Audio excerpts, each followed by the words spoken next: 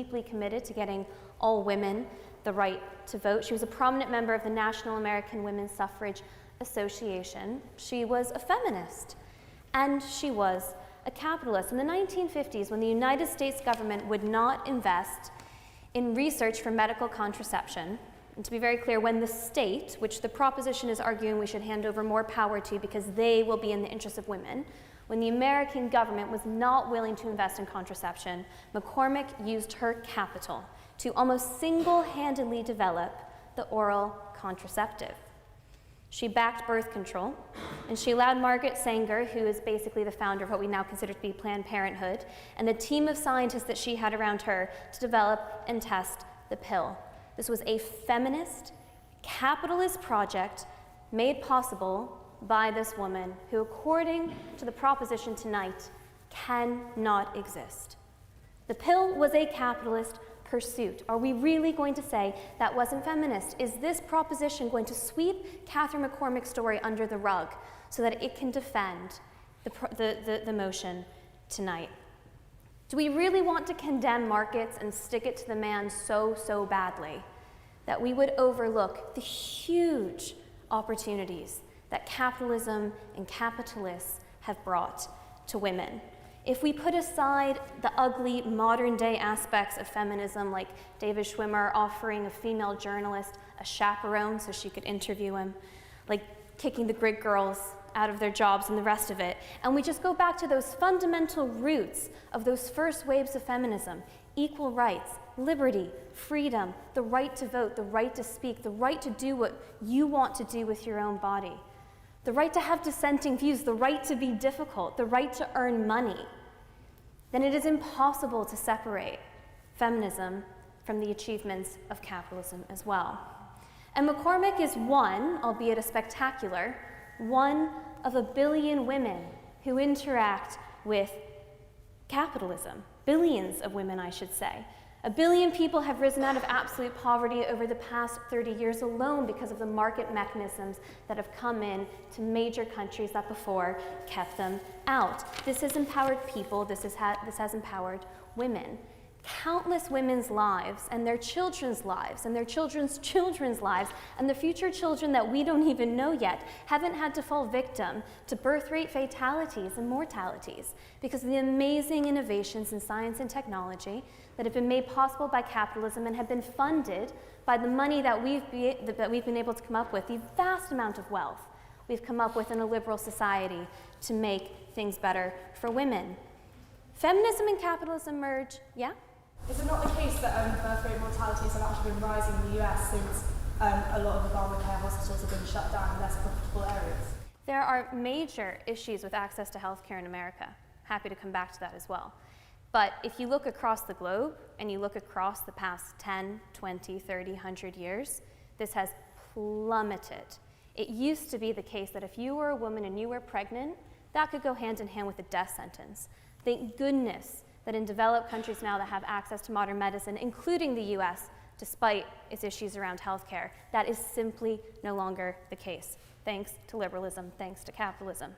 Feminism and capitalism merge billions of times a day when women as individuals make choices, whether that be where to work or what to buy. Women are empowered. As living standards rise, women rise up too. Free market trade and interaction lifts us all. And the world is very far from being perfect, especially for women, but we are seeing countries move in the right direction. Tasman referenced the factories that women work in for basically nothing compared to what we have here today. And that is true, and that is a sad reality. But it is acknowledged by economists on the left and the right that that is one of the stepping stones to getting towards a completely modernized free market and innovative economy. It is not to say that we should be happy about that. As consumers, we should be aware of what we're buying. But if we shut down these factories, these people, all of them, the women included, go back into the fields where death tolls are much, much higher. Capitalism is not the entrapment, it is the way out of poverty. It is the place where women can escape poverty and make more demands around personal, political, societal, and cultural freedoms. And with that freedom comes choice. So let's get into some gender pay gap debunking here, because we've heard from the proposition twice now that a major reason to oppose capitalism is specifically because of the gender pay gap. And I heard some pretty faulty statistics bandied around. 17% gender pay gap in the UK is deeply misleading. That combines full-time work with part-time work. You can't compare those two things together. The more accurate statistic is now around 8%. It is basically the lowest it's ever been on record, and that's for full-time work. For women in part-time work, it's -4%, roughly -5%. It's somewhere in there. I can't remember the exact figure.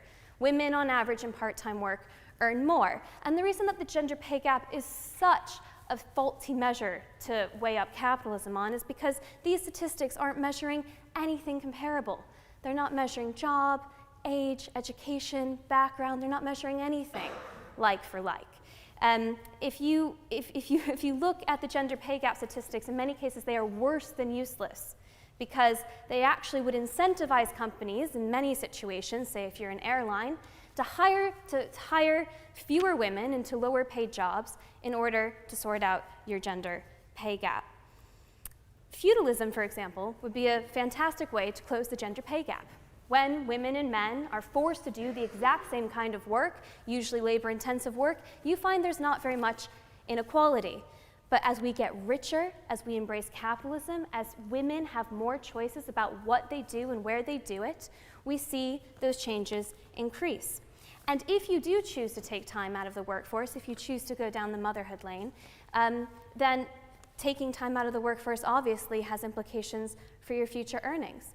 Now, I'm not saying that we should just be totally okay with that. I'd like to advocate for change. It's ridiculous that in the UK, paternity pay and maternity pay aren't in line with each other. It's all great to have shared parental leave, but men can't take it up if they're not going to get paid nearly anything when they do it. But we need to be campaigning for pragmatic changes that are operating in a system that have benefited women. We shouldn't be campaigning for changes that would overthrow us.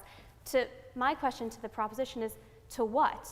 And I'll come to that in a second. If feminism isn't capitalist, then what exactly is it? Because the alternatives, as I'll discuss in a moment, aren't so good. So there's plenty we can do to help women. And you don't have to like every policy that comes out of Whitehall to think that capitalism still hasn't been good for women. We can look to other areas of the world. You can look to Denmark, look to their childcare policies, look to Sweden, look to their generous shared parental leave. Because if you look to those countries in Scandinavia, you are looking at very capitalist countries. They invest, they redistribute, yes, but they're extremely free market. I would love to debate the proposition about which female-oriented policies we should be adopting from these other countries. Thankfully, we have so many developed countries to look at because most countries have seen the good sense in creating a foundation based on private property and rights and principles and capitalism, which has made us so much more successful. But I'm not willing to pretend. I think it's very disingenuous to brand these countries as anything other than capitalism. In Scandinavia, they don't have a national minimum wage. They have lots of market-based healthcare provisions. They have school choice in Sweden. They have comparatively low corporation tax. These are not socialist utopias. These are capitalist countries. Let's look to them, learn from their forms of capitalism, but don't throw the baby out with the bathwater. And let's dare for a moment, and only for a moment because it's ugly, to consider broadly what the difference would be between feminism in a capitalist society and the catastrophic attempts at the alternatives over the years. There's practically no indicator of human well-being that favors the likes of the Soviet Union or Mao's China, or is very concerned to hear about East Germany or Venezuela today. I've seen some truly horrifying attempts, actually, where people pretend that because the Soviet Union and Mao had free childcare and access to laundry services, that they were good to women. These are countries that, under socialist rule, failed to give women even the most basic feminine products like sanitary products.